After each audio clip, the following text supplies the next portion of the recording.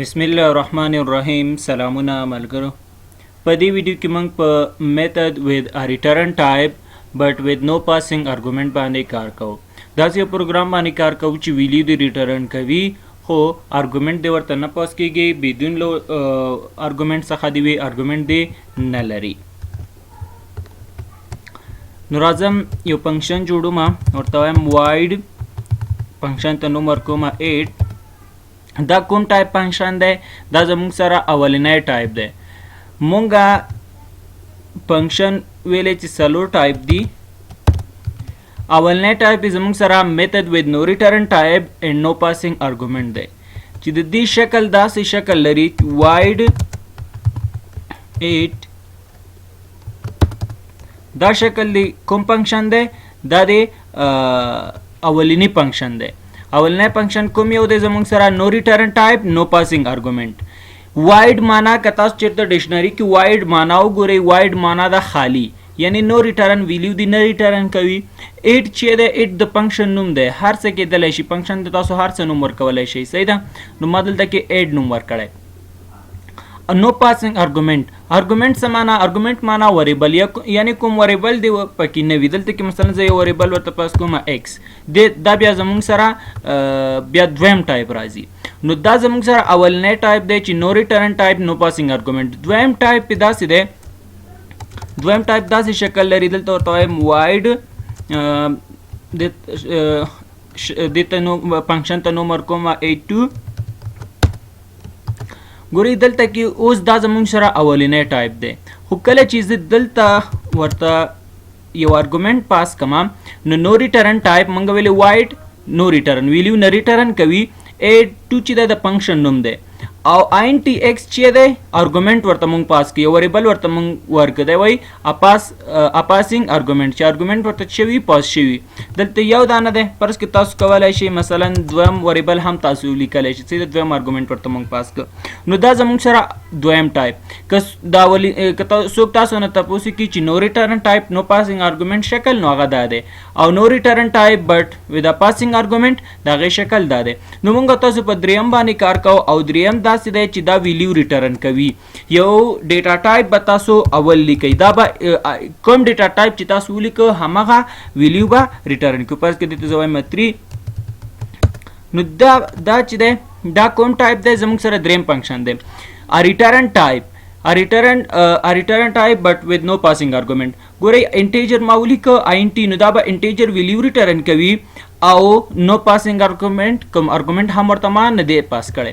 نو دلته کې به تاسو ورته ولیکئ چې ریټرن صحیح ده او انټیجر ویلیو چې تاسو هر څه لیکئ فرض کړه ما ورته ولیکئ 0. نو دغه زموږ سره کوم ټایپ دی؟ دا زموږ سره ریټرن ټایپ بټ نو پاسینګ ارګومنټ دی. نو دا شکلونه ځان سره په ذهن کې کېږدئ چې دا زموږ سره د اولنی ټایپ دی دا زموږ سره دویم ټایپ دی او دا هم زموږ سره دریم ټایپ دی. نو راځم پریکټیکلی کار ته دا دې ته نوم چینج کوم ورته لیکم int انټیجر ویلیو دی ریټرن کوي. خو دا اوس وګورئ ملګرو دلته کې ایرر دی. ایرر ځکه دی دلته موږ int لیکلی دی نو دا به انټیجر ویلیو ریټرن کوي.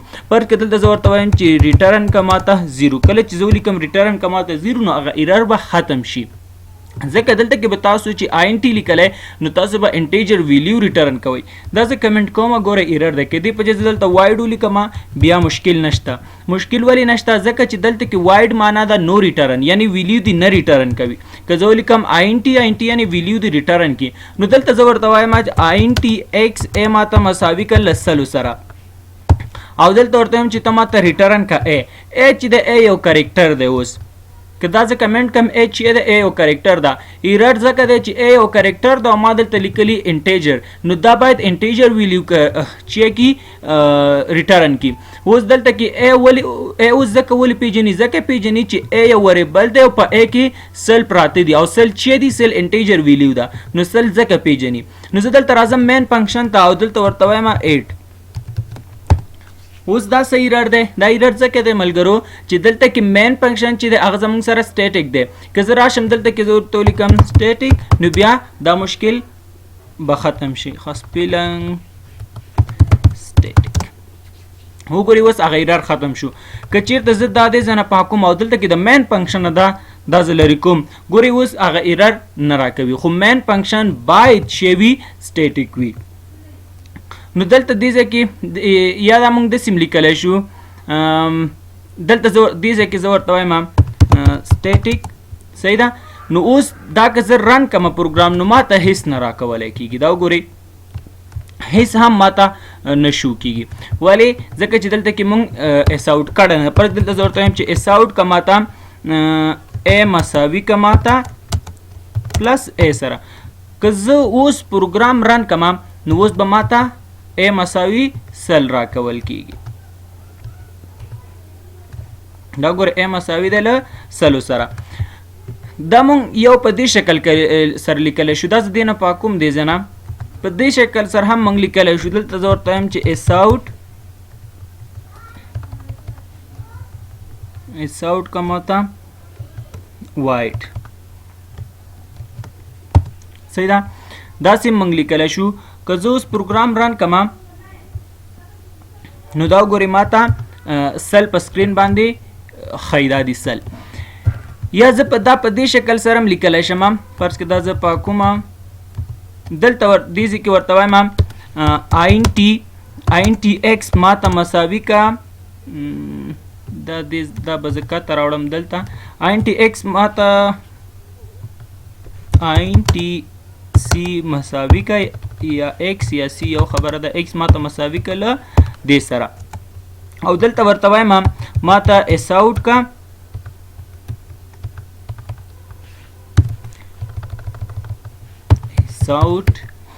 ایس آوټ کا ماته چې ایکس مساوي دی له پلس ایکس سره. نو که زه اوس پروګرام رن کړم نو ماته وایي چې ایکس مساوي دی له سلو سره. دا وګورئ ایکس مساوي دی له سلو سره. یا موږ په دې طریقې سره لیکلی شو لکه څنګه چې موږ تر اوسه پورې موږ په ټایپ 2 3 کې موږ کار کوو. موږ به د کلاس آبجیکټ جوړو. دا زه پاکوم. زموږ د کلاس نوم چې دی نیو کلاس دی. نو دلته زه ورته وایم نیو کلاس 2 مساوي کا د ایکس وائی زیډ. نیو کلاس ایکس وائی زیډ چې ده آبجیکټ نوم دی. پر دلته ورته وایم چې آبجیکټ، صحیح ده، آبجیکټ نوم دی. دلته زه ورته وایم نیو، او زموږ د کلاس نوم چې دی د کلاس نوم دی زموږ نیو کلاس 2، صحیح ده.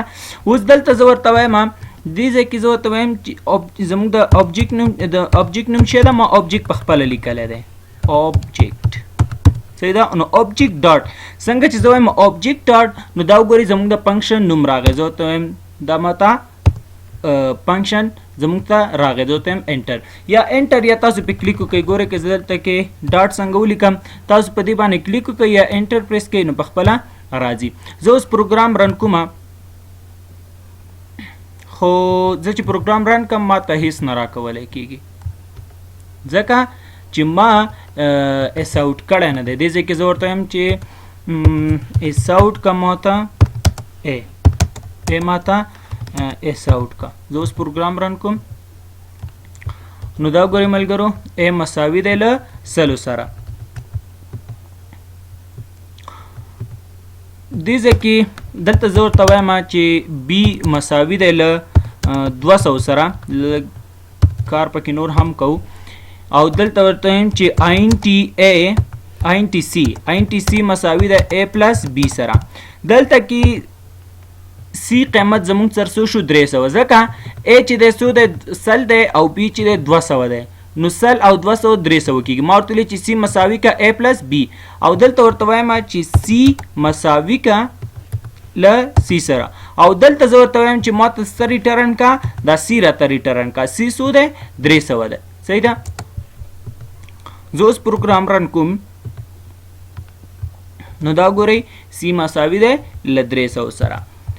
سی ځکه 300 سره مساوي دی چې ا چې دی سل دی او بي 200 دی، او ما ورته ویلي چې سی مساوي دی له ا پلس بي سره. نو دا زموږ سره میتھډ with a return type but with no passing argument.